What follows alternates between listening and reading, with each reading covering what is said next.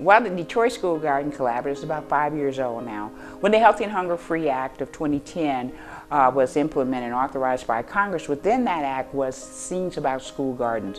One of the things that why I do work for Detroit Public Schools Community District, I understood that in order for us to increase access across the city, we had to be able to engage all schools. So I founded the Detroit School Garden Collaborative as an organization that serves all schools. And I think what speaks to Betti's vision from earlier on is now we're about 5 years into our school garden program, we actually have students coming here and saying, oh, this is like a really big school garden. And they can connect it, that it can start small at their school, and now they have this other experience of food growing at larger sites for a larger population. Had it been without Betty, we would not have 82 schools in DPS with school garden programs. So you have thousands of students learning what it is to put food in their mouth after they have grown it themselves.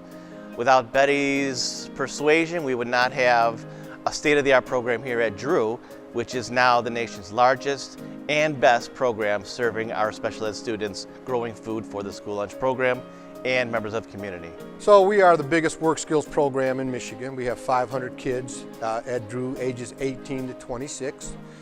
Michigan is the only state that has special education services till students age out at 26 years old.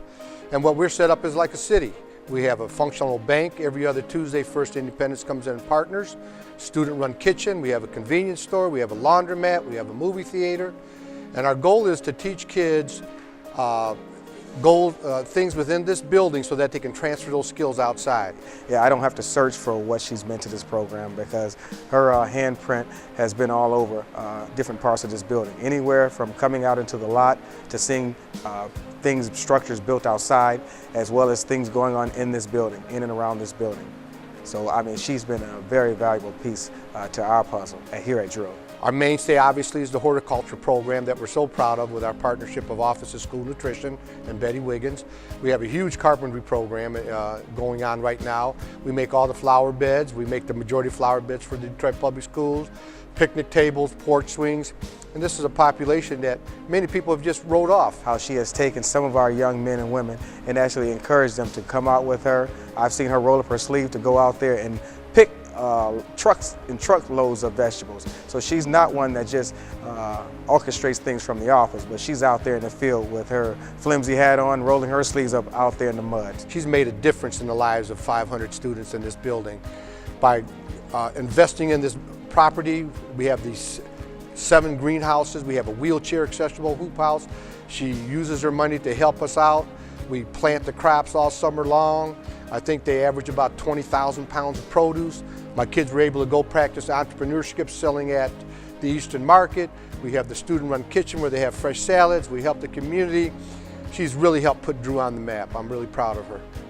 Her vision is to not only feed each and every one of 47,000 students every day, but her vision is also to make an impact throughout the city of Detroit.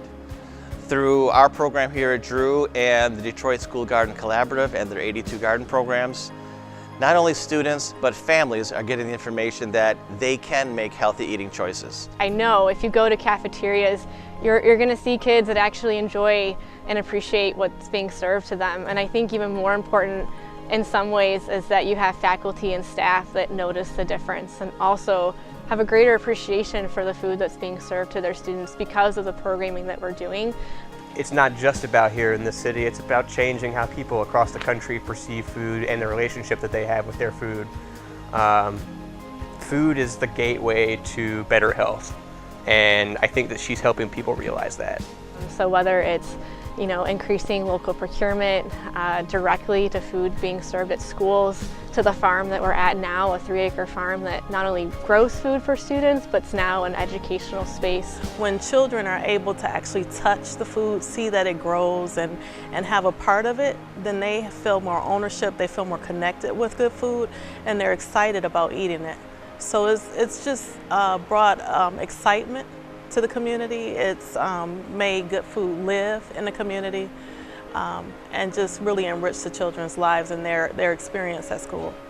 I believe I'm not a hero. I'm just a servant. I'm sticking to my civic responsibilities that when I hired on, to say that I'm going to ensure that my kids have increased access to healthy foods and vegetables. I'm not a hero. I'm a servant.